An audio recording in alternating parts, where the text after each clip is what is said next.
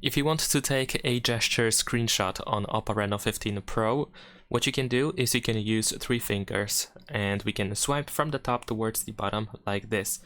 If you do this for the first time, you can even see the tutorial where we can see the screenshot gesture. You can also see the tutorial for the partial screenshot gesture and so on and so forth. So if you slide down with 3 fingers, you capture the full screenshot.